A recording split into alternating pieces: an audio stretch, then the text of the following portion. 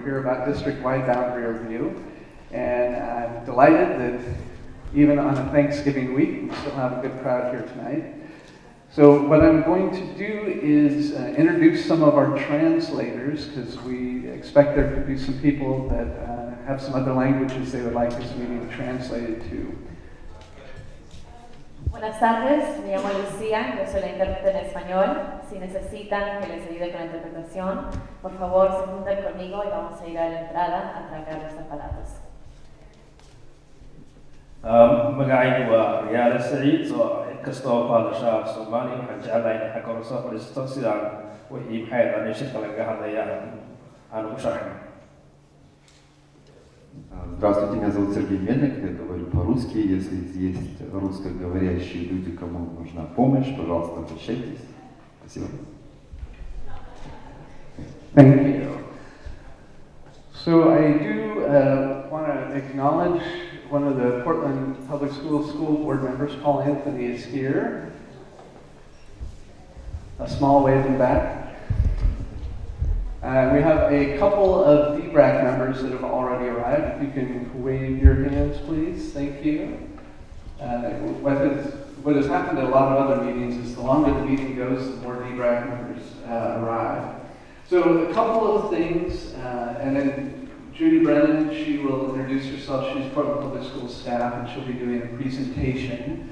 And out in the lobby, we have a couple of communication staff that are helping make sure you get all the materials you need. So this meeting is being videotaped, and we expect the press to be here. So what you say is on the record. I just don't want anyone to be surprised later on.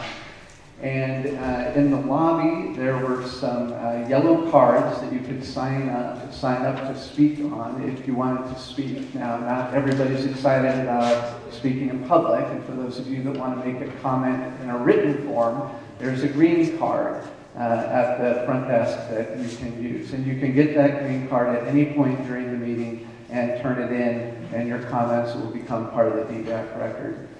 So so we have a lot of parents, and well, I'm not sure if we have any students. I saw one very small would-be student in about 4.5 or 5 years. We have teachers and a lot of community members and neighbors.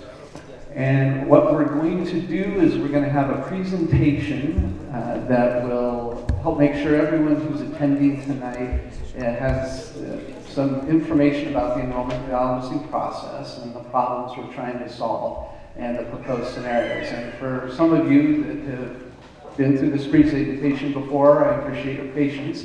But for those of you that have not heard it, and it'll be about 20 minutes, that will help bring you up to speed. And there's a lot of written materials about these scenarios in a variety of languages in the lobby. So we'll have a presentation. You'll have a couple of minutes to take a break and discuss information amongst yourselves, and then we'll move to the bulk of the meeting, which is public comment. And for those of you that have filled out a yellow card, they will all be given to me, and I'll talk a lot more about how public comment will work when we get to that point in the meeting. So, and we intend to end right at 8 o'clock. The clock on the wall up there is very hard for me to see in this light, but on my cell phone is what I'll be using for time, and right now it says 6:07. So so I think at this point, are we ready for the video? So this is a 4-minute video that helps set the context and the frame for what we'll be doing tonight.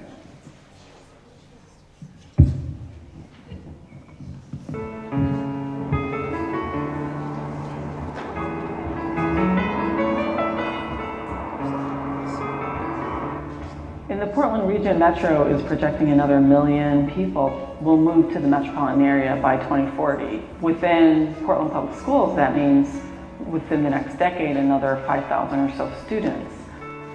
There was a declining enrollment throughout the 90s, and just recently in the past decade, enrollment has begun increasing again, which provides more resources to the schools because money follows children. However, that's also stressing our district because the buildings that we have just aren't in the right place or of the appropriate size for the way the growth is happening. One of the big things we have learned through the early steps of the boundary review process is really acknowledging just how fast our city is going to grow. We're focusing on balancing the system to ensure that every kid, regardless of what part of Portland you live in, has access to a strong education and they can be successful in great schools in every part of their neighborhood in the city. We are trying to offer 21st century programs for our children in buildings that were designed in the 20th century. So it's time for our facilities to catch up with our needs and our children's potential. We know that already within Portland Public there are certain places where there aren't enough classrooms for the programming that's happening in that school. And that puts a lot of pressure on both kids and teachers in terms of trying to deliver quality classes and trying to learn. The number of students that we have at Chapman far exceed the number of students that would be best served at Chapman. We're pushing 700 students. We should have a number that's closer to 5 or 550, so every single available space is used. We now have 2 lunch periods where kids are actually in the cafeteria. We were able to move from 3 to 2 by having the highest grades, 4th and 5th, eat in their classrooms. It's a transitioning neighborhood. We do a pretty good job of putting together some arts experiences for our kids, but with a more full enrollment, we would be able to offer a wide variety and a much more choice for our kids. I think it's the smallest catchment area in the district. Both Mandarin immersion program and an IB program are equity drivers and are really high quality educational programs to meet the academic needs of our kids and all kids. I think it's also they're really important programs for maintaining the families in our neighborhood. Without those here, we wouldn't be able to compete with the special programs that are in other schools and becomes a competition. Whereas I think if we could right-size the boundaries for each school and offer a variety of choices without it being an either-or option, then everybody wins at that point. If we put it off, the areas in the city where we have overcrowded classrooms, those are only going to continue and be exacerbated. If you choose to do nothing, then the decision makes you instead of you making the decision. So when this process is all done, I'm really hoping that parents and teachers and the community will feel like they've been heard. Will feel like it's been transparent and open, that we have really done a rigorous analysis and come to conclusions that are fair and that are student-centered.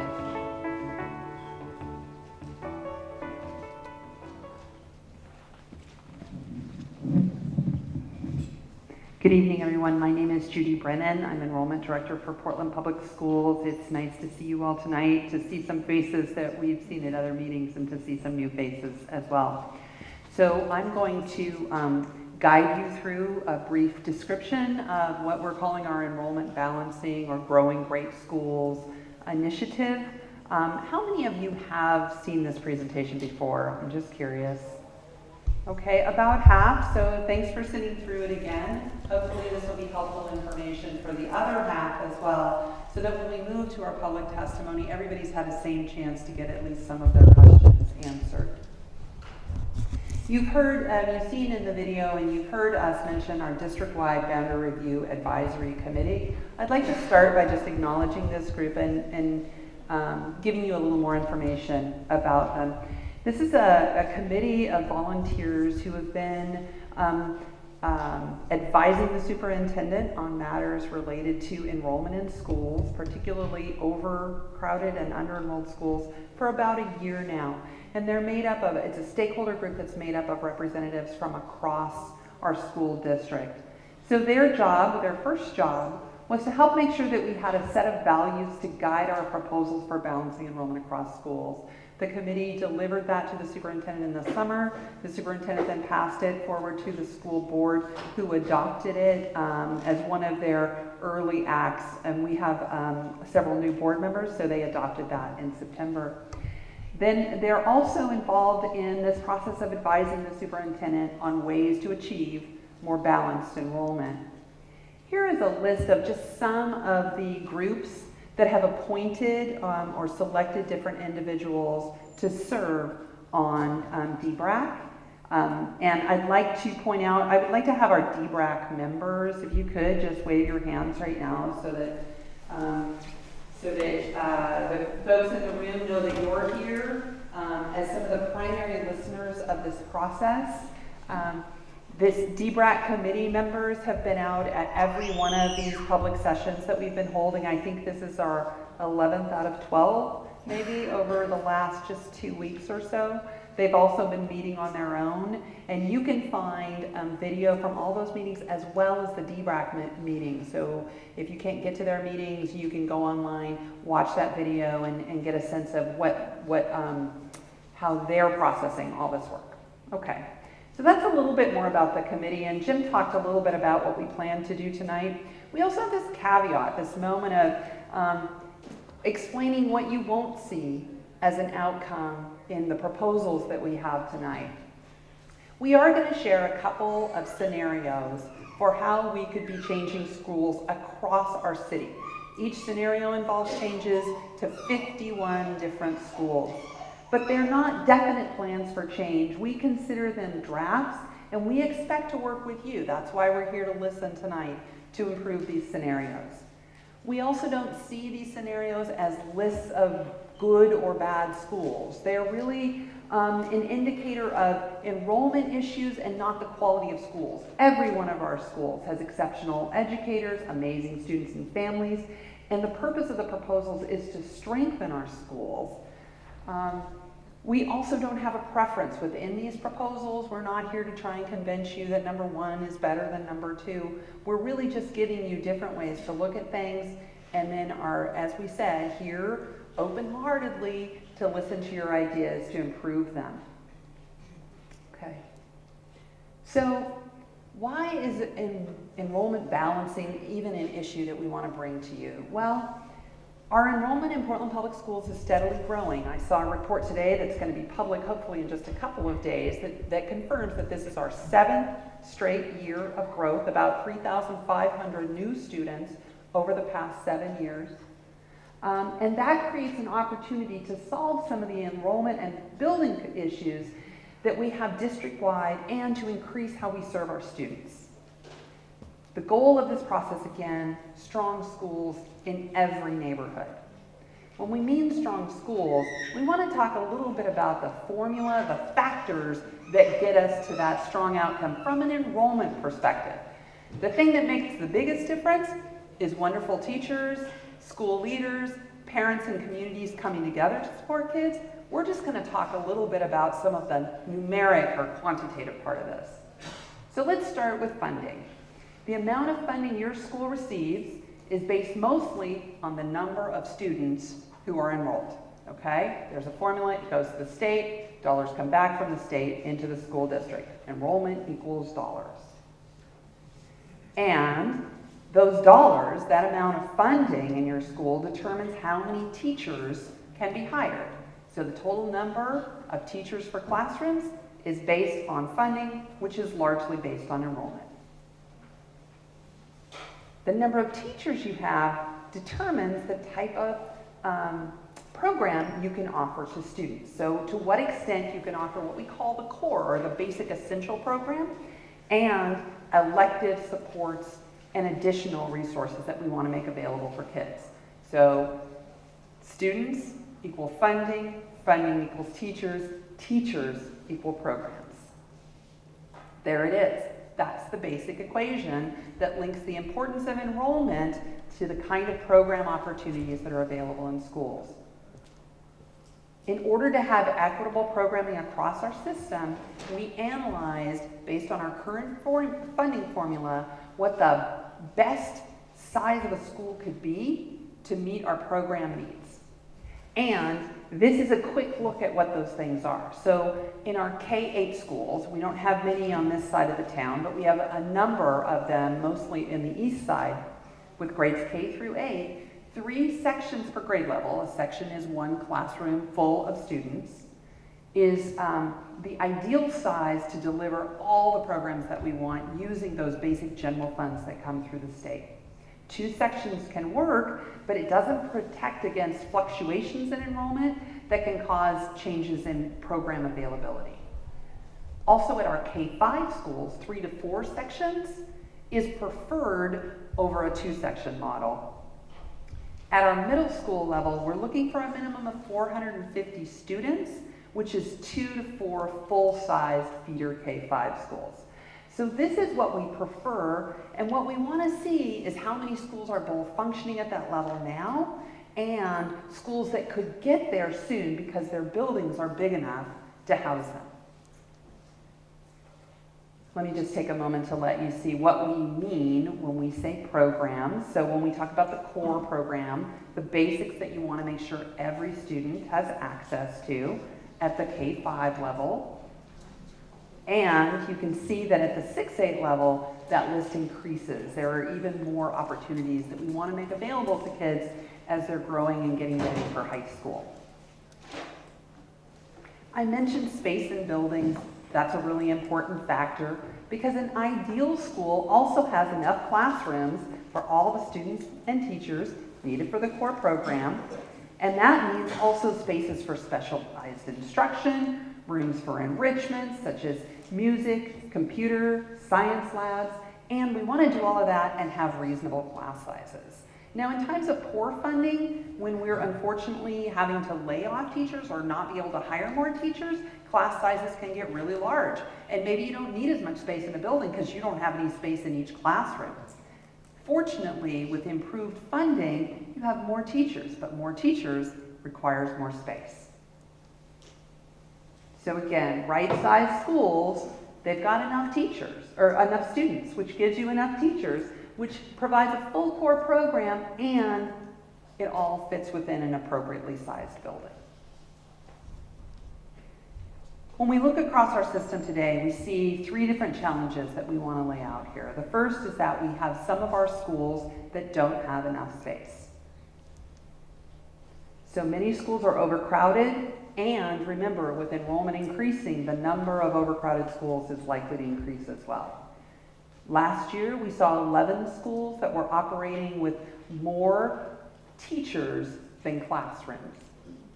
We're expected to continue growing as many as 5,000 more students in the next decade, and we will need additional space to hold more students or more school staff if our budget continues to improve.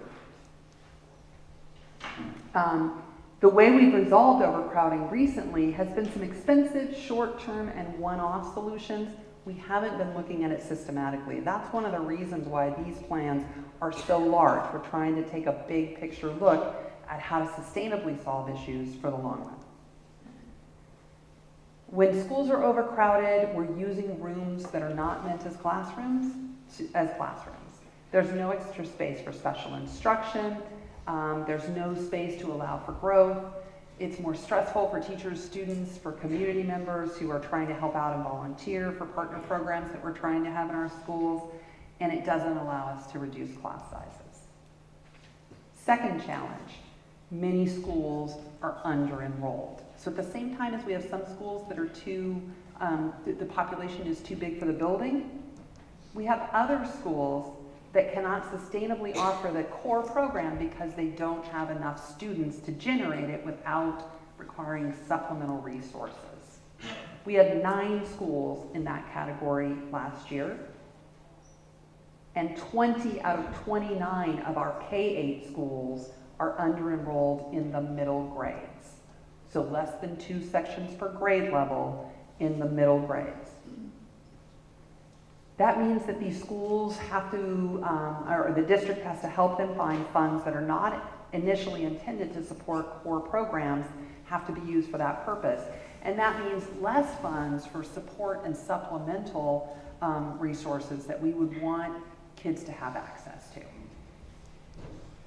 This is a graphic that depicts what we just said of around 20 of our 29 K-8 schools with middle grades enrollment that's smaller than what is preferred. So in the red are schools that have less than 2 sections per grade level. In the yellow, schools with less than 3 sections per grade level. Again, these are in grades 6, 7, 8 at schools where their grade structure is K through 8. And then you can see that only really 2 of our K-8 schools have robust enough enrollment at the upper grades to warrant the full program that we would want kids to have access to in those grades. When we have unstable enrollment, changes can mean big class sizes one year, small class sizes the next. Enough students to have maybe enriched language offerings one year, but not enough the next. So it can cause a lot of instability that affects the overall program of a school. Remember that the middle grades needs at least 50 to 75 students per grade to support teachers for the core program, and equity in offerings. Every school has the core program using general funds, so the equity-focused funds available can go towards enhancing and not diminishing core program. Final challenge I want to mention, that many of our buildings, unfortunately, both are too small in their enrollment, so the enrollment is too small, and the building isn't large enough so the school can grow into a right-sized school. This is particularly true at schools where we have K-8 programs today. So very few can hold 3 sections per grade level, and we see that in a number of our schools that are also serving historically underserved students, and then warrant additional support, such as additional ESL classes and other things that we absolutely need space for. The challenge in our K-8, plenty of students to support the core program, but not enough space to fit them in some of our schools. Some of our K-8s are just too big. But more of them don't have enough students for core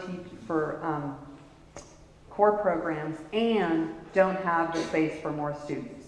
So we're spending extra money to add support classes, etc., in these smaller schools because the building and the enrollment together are creating 2 different problems to try and solve. Okay, so we've laid out our challenges, but there's opportunities also in this time of growth. And so to meet those opportunities, to leverage them, we want to balance enrollment among schools, ensure that all schools can offer the core program without extra funds, and do that through rethinking both configurations of schools, the boundaries, the grade structures, the program locations, and we believe that by doing that, all schools would have the opportunity to have healthy enrollment without overcrowding, have room for growth. Okay, so we have these 2 solutions that we've presented, and hopefully you've all picked up some materials. I'm going to quickly walk through, I'm going to need like 1 second to find those slides because I forgot to put them in here. The plans that specify what we would change for West Side schools in these proposals, they're pretty similar, as many of you have noted. But I want to point out that both the proposals that we put out do change our mix of K-5s, K-8 schools, do affect boundaries and movement of some special programs, open some buildings, although not every building that people have asked about. I'm sure that Smith, for example, a nearby school, is one that people have asked about, and it's not in either of these plans at this time. Overall, district-wide, when we look at those plans, we see 51 schools being changed, some of them really dramatically. In the first scenario, more of our existing K-8 schools convert back to either K-5s or middle schools. 22, in fact, are completely converted. And then we have boundary changes that affect many of those schools and other schools. So a total of 35 schools affected by boundary change in scenario 1. That's boundary change at the K-8 level. There's also boundary change for every one of our high schools, except for Benson, it doesn't have a boundary. In that scenario, as well as in scenario 2, we would open the East Sylvan building, which doesn't have students in it right now, as well as the Kellogg building. Scenario 2 does less of that major conversion and reconfiguration, so 16 of our existing K-8 schools would convert to K-5s and middle schools. However, there is still significant boundary change, 36 schools at the K-8 level, all of our high schools except Benson, and again, opening new buildings. So it's a large amount of system impact. What would we get for that? Oh, there's my West Side slide. So I'm going to go ahead and good, it is in here. I like it when that happens. I wanted to take a minute and just make sure that you were aware of some of the specifics for schools that are in the Lincoln or Wilson cluster in these scenarios. So You can see that most of the schools in this region are K-5s or middle schools, so there's no reconfiguration planned. However, there are several boundary changes to accomplish two things. One, help relieve over-enrollment at Chapman, and then we've heard already that they don't go far enough, so we're hoping tonight maybe some folks have ideas for how to do even more relief for overcrowded Chapman. And then the second is to potentially make room at West Sylvan for more students by shifting part of the Bridal Mile area into Robert Gray, and then the Maplewood neighborhood middle school students would go to Jackson Middle School. The other major change in this is that the Odyssey program, which is co-located in the Hayhurst with the Hayhurst neighborhood building, would shift into the East Sylvan building. So that's consistent across both the scenarios. There's one change that's different between the two scenarios, and that is Skyline School, which is the one neighborhood K-8 school on the west side. I think we have some Skyline folks here tonight. It would shift from, it would be one of the schools that's reconfigured in scenario one. So it would go from being a K to a K-5, feeding West Sylvan. That's one of the things that spurs questions about change for West Sylvan and boundary change that affects Robert Gray and Jackson. But in scenario two, Skyline would stay as is. So that's a really high level, very brief summary. If you would like more information, there's a lot of it back there. And I'm sure you'll hear some ideas along with staff and the other DBRAC members during public comment. Okay, so what do we get from these scenarios? If they were approved as is, and at this point we don't expect that to be the case, but if they were, remember we said that we had 9 under-enrolled schools last year. There would be 1 remaining in the district, and it would be Skyline. It's one of our smallest buildings that's operating as a school right now. So there are very little opportunities to make it that right size, 3 sections, or even 2 sections per grade level. Better chance if it were a K-5 than a K-8. But because of its location, there's some unique boundary changes there too. And then on the overcrowding side, we would go from 11 to 1. The 1 would be Capitol Hill. Folks here from Capitol Hill tonight? Nice to see you. I see your principal here tonight too. Thanks for coming out. We know that you've got some space concerns there, and we take them seriously. We also know that Capitol Hill is like a perfectly sized 3 sections per grade level K-5 school right now. And we were concerned about coming up with a proposal that might help you fit in the building, but then would cause you to have potentially less programs available to students. So at this point, Capitol Hill isn't in this scenario, but we're here to listen. And if you have ideas for how we can resolve it, we would absolutely pay attention to those. We also have facilities staff out taking a look to see if there are other ways that we can resolve without changing enrollment. So I just wanted to bring that up. Right now, 20% of students in grades K through 8 in Portland Public Schools are attending schools that are officially listed as overcrowded. And with that growth of 5,000 more kids, you can imagine that number is going to go up over time. If we implemented these proposals, that number would go down to 1%. Again, the 1% indicating the students who are at Capitol Hill.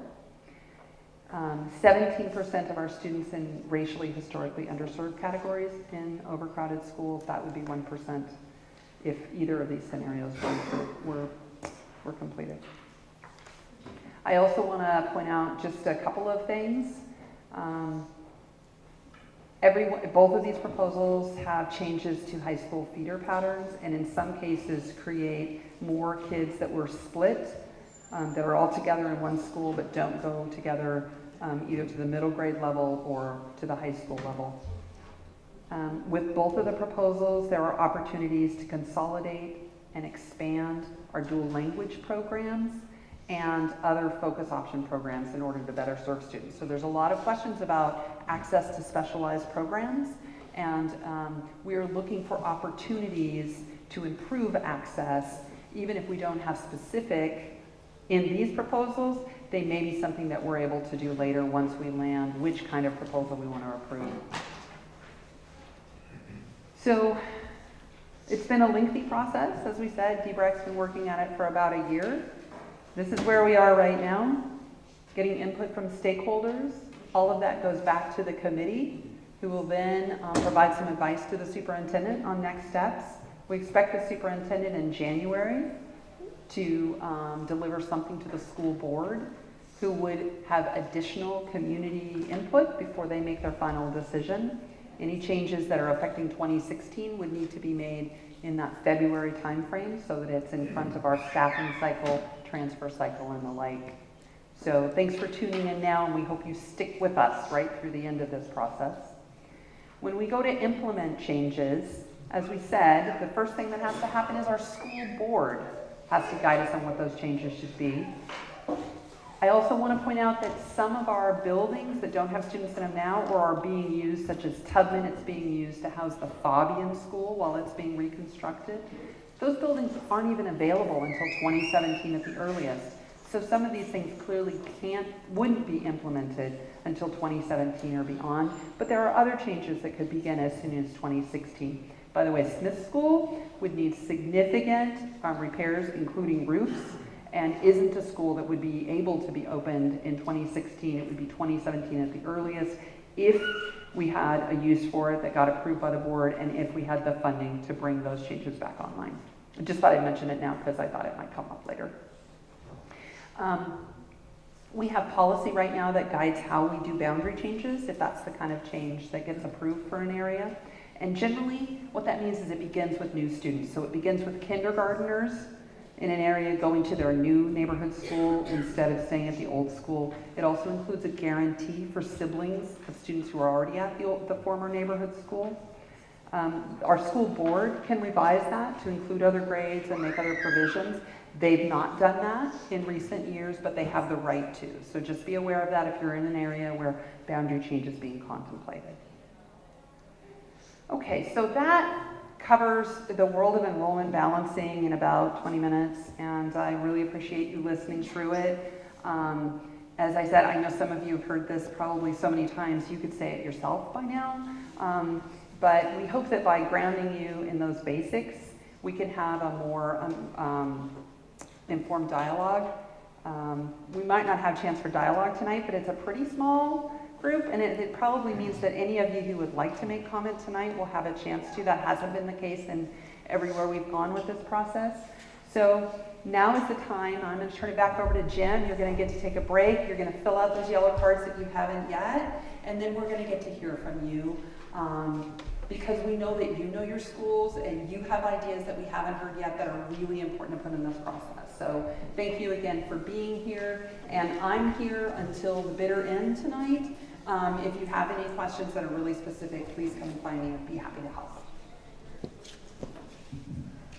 Okay, we're going to take about a 3 or 4 minute break. If you heard something that prompted you to make a comment, fill out a yellow card. If it prompted something that you wanted to write down, fill out a green card, and we'll reconvene in about 3 or 4 minutes. Gentlemen, let's reconvene. Thank you for your time and attention to the presentation and for being here tonight. And this is the bulk of what we want to do and what these meetings are designed for, is to hear from you. As I said before, there's a videotape made of this, and a professional note taker will take a transcript of that video, and the summary and the transcript will go to DBRAC members and become part of the DBRAC record. So there will be, when I call you up, you'll come to this microphone, and it is flexible, because there are a couple of students that have indicated they'd like to speak.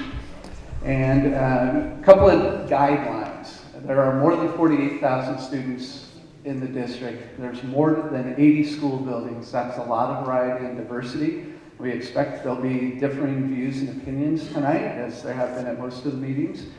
And so just be respectful of each other. Now, if you enjoyed what a speaker said and they're done, please give them some applause. Well done. And I've got a 2-minute timer here. And at the end of 2 minutes, I'll give you a yellow card, 30-second warning. So I'll probably be kind of crouched over here. And when you see me waving the card, that'll be your cue. You have 30 seconds to wrap up. So and I've got all the yellow cards that were turned in, I've got on the stage there, and they're listed in alphabetical order by school. I'm confident we'll be able to get through all of them. And so we'll take it one school after another, and the desire is to hear from as many different communities and schools as possible. So and for some of the other meetings, there's been a spokesperson, a group of 2 or 10 people have appointed a spokesperson. If that is happening tonight and your person is speaking, feel free to stand up if you'd like, just to show solidarity and to help everyone realize that that person is representing you. And if you're not comfortable speaking, there's those green cards, and you can fill out a written comment and turn it into any of the staff, and we'll make sure that they get all put together. So what I'm going to do is I will call a person, their name, and then I'll call a second person. So you both come down, and whoever is called first is here, and the next person just sit here. You're on deck, in effect, so that we don't have to wait for a lot of travel time in a large auditorium like this. And when you get here, just your name and the schools you're talking about, and we'll go from there. So if there aren't any questions from staff, did I forget anything? So first up, we'll have Michael, and this is what I forgot to say. I am confident that I will mispronounce somebody's name, and I apologize in advance. And if the name I say sounds a little confusing, and it might be you, come down, because it probably is you. So first will be Michael Keesor, and then Hazel Neum. Michael Keesor. Kaiser. Thank you. I apologize. Yes, first I'd like to thank all the people of the DBRAC team for the hard work that they have put in on this process. I think that one thing that's missing here, perhaps, is closer neighborhood involvement, and it seems to me it'd be good to involve the neighborhood associations, get feedback from them, because they are the boots on the ground in the area. They know what's going on. For example, in my area, there are a lot of new children coming into the area, either being born or moving in. And I live in the Smith School area, which was closed a number of years ago through a domino effect of redistricting. And it's a nice walkable school for children. They can walk there safely, they can bike there safely. Exercise is important. So we need to take into account the neighborhood logistics, and that I don't see as having happened very well in this whole process. So if you were to involve the neighborhood associations more, I think you might get some good intelligence in terms of what's going on in the neighborhoods and on the ground. Thank you.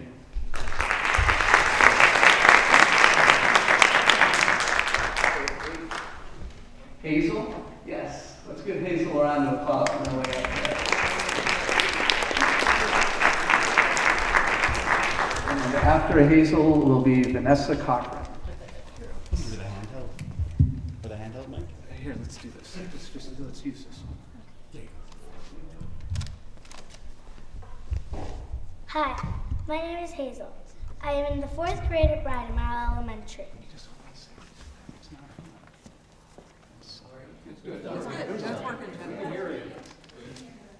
Hi, my name is Hazel. I'm in the 4th grade at Bridemile Elementary. I don't think it is fair that you are taking me away from my friends and the future my family has planned for. When my family moved here, I was in preschool. My family bought this house so me and my sister could go to West Sylvan and Lincoln. And now you want to take that away. And I'm here to change that. I've known most of my friends since kindergarten, and soon I won't be able to go to school with some of them. That makes me feel sad. I want to go to the schools my family has planned for and to be with my friends. Please don't change the boundaries. And yes, I wrote this speech myself.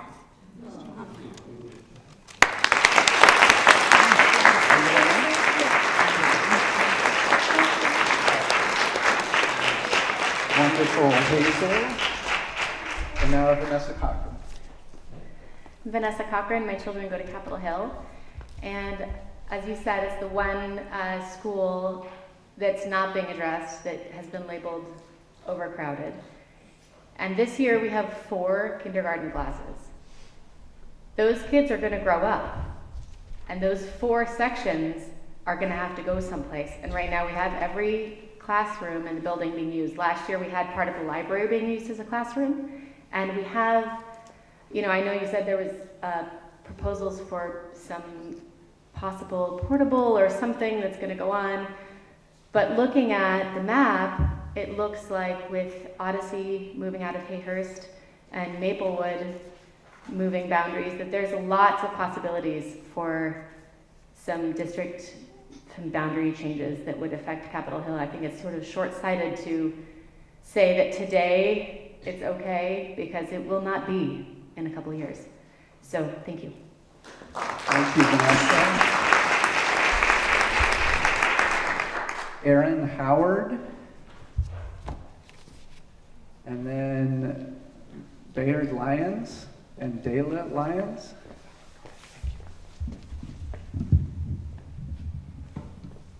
Hi there. I want to thank the DBRAC committee members. I know that you've all spent a lot of time. It does not seem like an easy job whatsoever. Thanks for your time. Thanks to Paul Anthony for being here from Portland Public Schools. My name is Aaron Howard. I'm a former PTA president at Hayhurst Elementary. We have some significant changes with the boundaries in that Odyssey will be leaving Hayhurst Elementary this year, and there's just no room in our little school.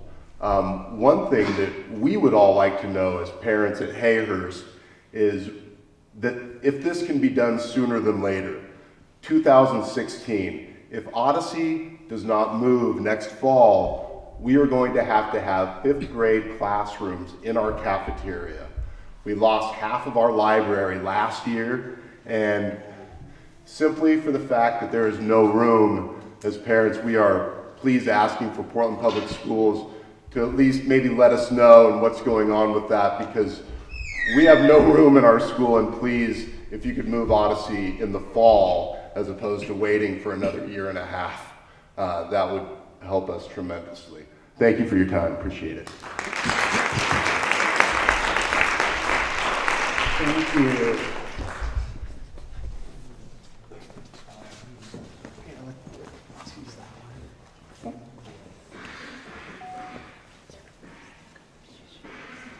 Hey, my name is Dahlia, and I go to Maplewood Elementary School, and my sister, Kyra, she goes to Robert Gray School, and I really would like to go to Robert Gray because my sister she comes back to school, and she has a good time at school with all her friends, and she comes home and she says good stuff, and I really would like to go because it sounds like a great school and there is a great district.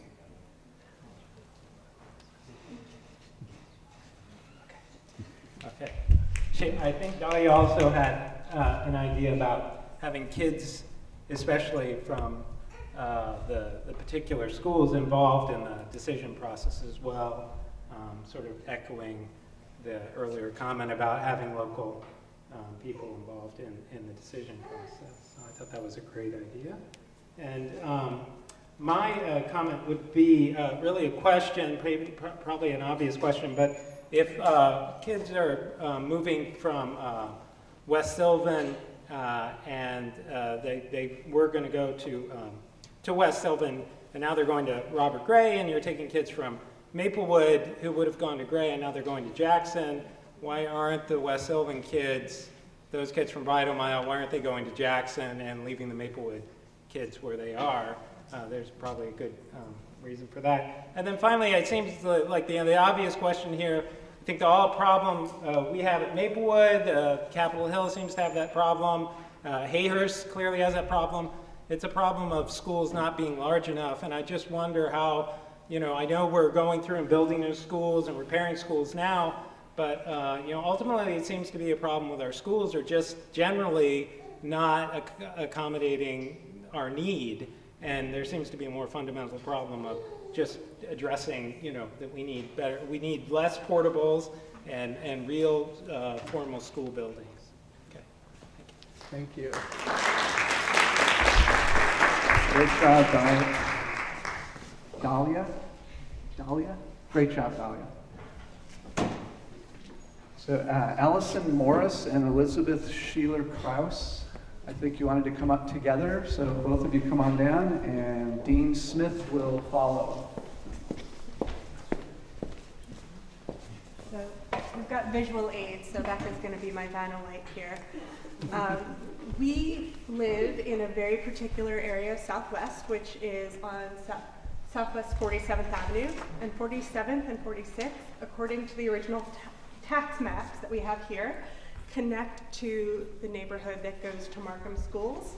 But what wasn't taken into account is a giant ravine that cuts our 2 streets off from the rest of the neighborhood and makes us more aligned with the neighborhood that currently goes to Maplewood. And we've got the Google Maps with the actual streets here. So we're asking, we realize that this is a tiny 2-street question, but since the school district is taking into account potential boundary changes, we're asking if it's possible to take the moment to add our 2 streets into the Maplewood neighborhood so that our children can go to school along safe walking paths and be part of the neighborhood that we're naturally a part of. And just to add to that is a comment that was made earlier about involving the neighborhoods in the discussion. In Southwest Portland, we have quite interesting geographical, topographical configurations, and taking into consideration things like ravines, roads that don't go through dead-end streets would be really wonderful.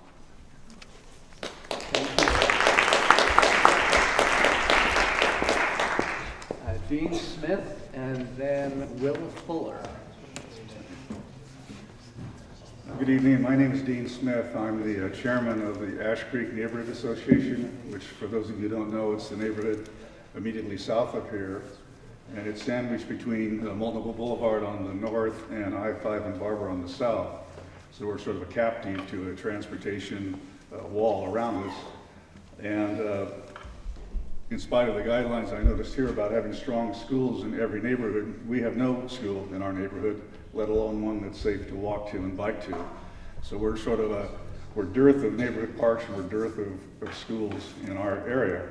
So as the district considers the prospect of shuffling students around to other schools and making the necessary facilities, decisions, and improvements to accommodate them, we encourage the district to consider the impact on those students and their families as the natural boundaries and sense of identity within our own communities are potentially disrupted.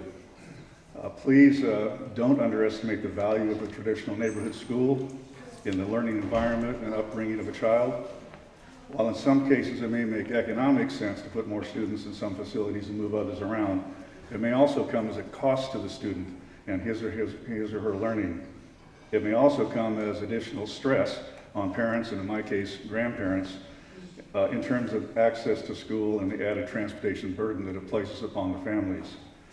Of course, we in Ash Creek are keenly reminded on a daily basis of the loss of our community school, George Smith School. Our children and grandchildren could walk to that school. They could be in the same classroom with their neighboring children. They could go to the school without the necessity of bus or car traffic across busy freeways and neighborhood thoroughfares. These children could learn in an environment that was not overcrowded, not overwhelming to them, and not far from their homes.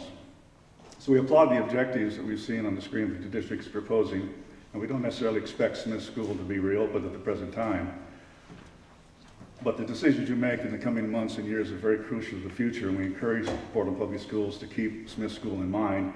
This school building is already earthquake prepared, and that, in reopening, can lessen the need to continue to stretch school boundaries and catchment areas beyond what is reasonable and sensible.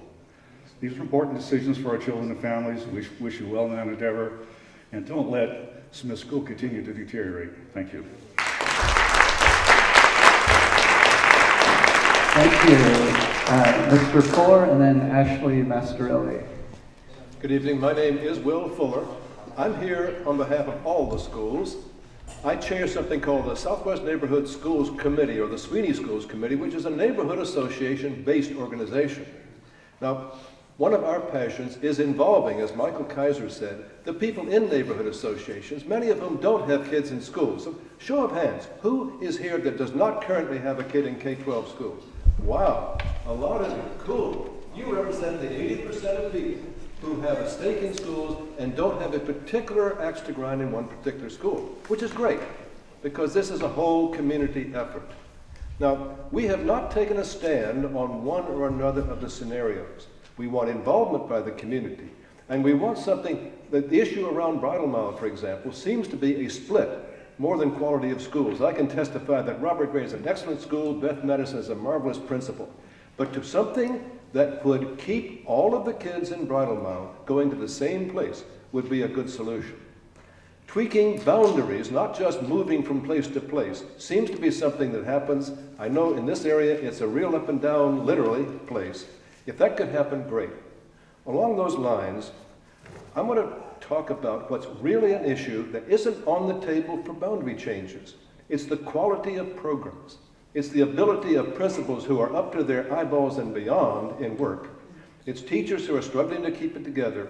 There's the infrastructure that's necessary to make a good school that is not just boundary changes. So what we're talking about here is one part of a comprehensive re-looking at how Portland Public Schools delivers education to all of our kids. Our mission as the Sweeney Schools Committee is the best possible education for all the children in Southwest Portland through strong community involvement, and that's the whole community, so please keep it up.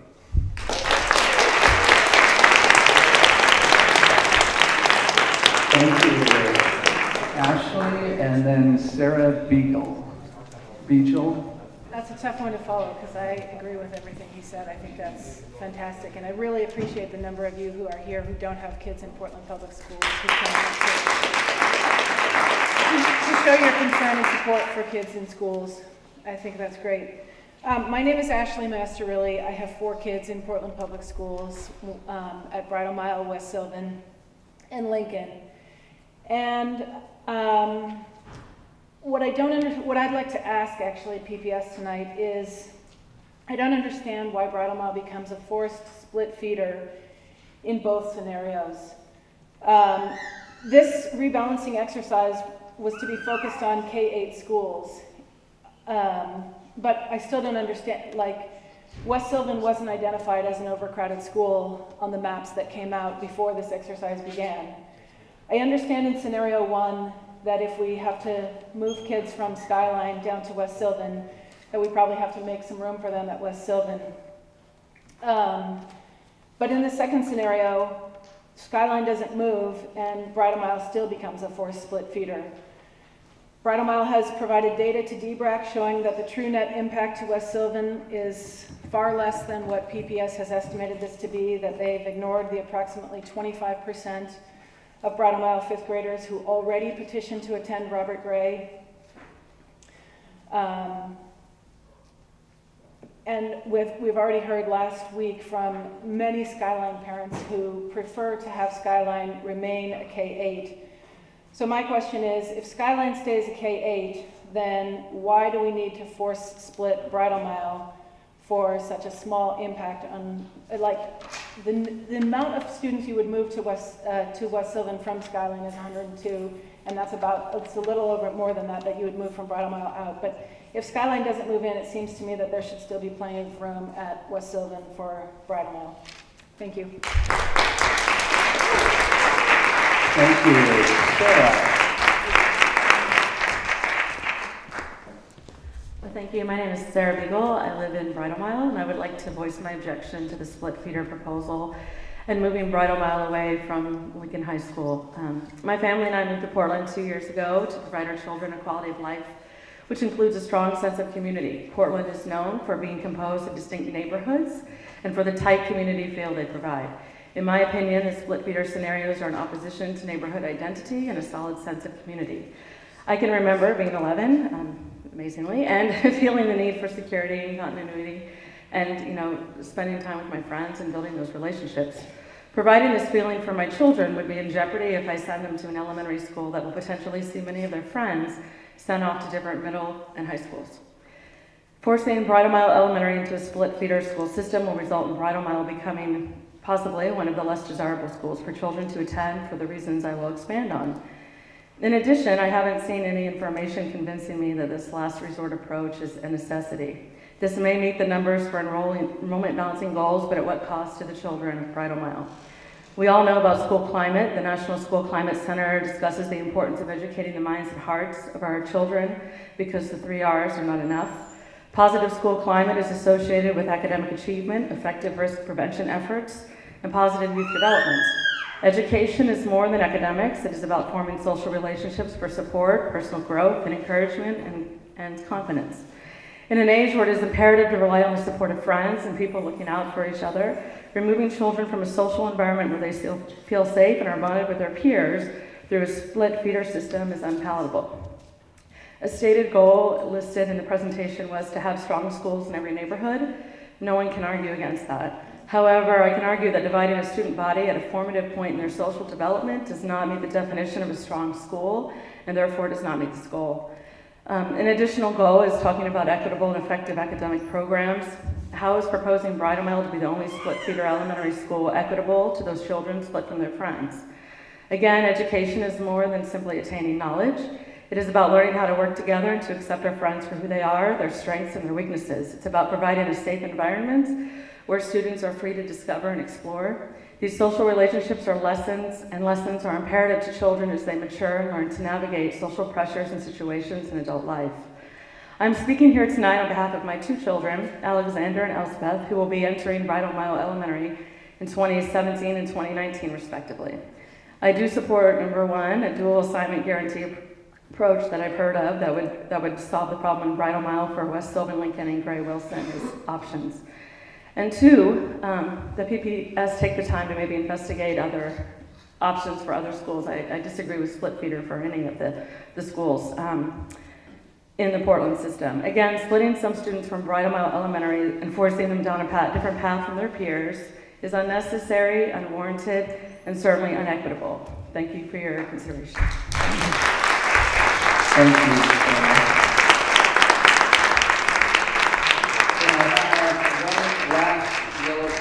From people requesting time to speak, and it's a little after 7, so if there's anyone else with a last-minute comment they'd like to make, grab a yellow card and bring it down, and I'll introduce Jane Shattuck.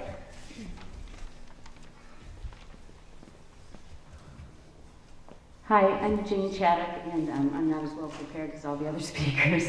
I'm here as a parent of an alternative program called Access Academy. I have a 3rd grader there. A lot of people think it's a tag-focused option school, and my son is already in the program, and we're really, really thankful for it. So what I'm here to talk about is advocating for our kids on the wait list. I was really surprised when you do a lot of reading about what DBRAC is doing, and thank you, by the way, DBRAC and everybody. This is a big job, and I think you're doing a big service allowing us to testify. Anyway, they lost my train of thought on the camera. The waiting list. Oh, the waiting list, thank you. We have 170 kids on the waiting list, and these kids really need the program. The alternative program is for kids that not only have high enough tag scores, but that have proven the need that their academic needs aren't being met in their neighborhood school. And I wouldn't want any family to have to go through sitting on that wait list. It's really changed our lives, allowing our son to be in this program. So we ask that Access be given a central location that's accessible. That's kind of a joke at Access, is that it's not really accessible. I know a lot of families that have kids that qualify that are struggling in their neighborhood schools and don't apply because it's so far out as it is. And to be honest, the scenarios I personally thought, I was surprised that they were suggesting a location that's even further from the center of the city. We need something that's going to be accessible for people coming from all different directions. And also, we need a facility that's large enough to accommodate our wait list. The scenarios on there, none of them guaranteed that we would have a space big enough for not only the students that are there now, but to help reduce, if not eliminate, our entire wait list, so that all the students could have the program that need it. Thanks so much. Thank you, Jane. And we have someone else. Jen. Okay, my name is Jennifer Witten, and I'm also from the Bridal Mile community. And I really would like to thank the committee for all of the work that you've put into this. I also teach public school. I've been a public school teacher for over 15 years, and I work in a different district, however, at an extremely overcrowded school. And I have gone through the stress of being in a school that's overcrowded. The school that I work at right now is currently at 820 students for a K-5. And logistically, it makes things really a challenge. So this is something that does need to be tackled. I live in a tricky geographical area, though, within Bridal Mile, where I'm one of the families north of Patton. And looking at the map, I can really understand why DBRAC thought that we could not be moved with our group, because geographically speaking, it is difficult. I mean, if you just look at TriMet, looking at maps to our students, our children, taking a TriMet bus to Lincoln is about 15 minutes, to Wilson is over an hour with a transfer at 6:30 in the morning. My kids are already on the bus for a good 30 minutes in the morning. So I can see why it was originally thought that this could be a fix of some sort with the numbers that we've shown that really don't. But I think what our Bridal Mile community is showing is it's an amazing community, and we don't want to be split. We do have a lot of students who choose a different path by going to Robert Gray, so we really do support the dual assignment, that giving families the choice for what's best for their family and being able to keep the relationships that we do foster through the community. And I do strongly believe that what this wonderful gentleman here said from the Neighborhood Association, it's really about strong schools, it's about strong families. I'm proud to be a teacher and as well a mom who supports public schools. And I just really ask the committee that we really think of that vision for what we want for our children. And I think the Bridal Mile community has spoken loud and clear that we want to stay together, but we want some choice in that because of some tricky geographical areas. So, thank you. Thank you. One more. Scott McLean. Good evening, everybody.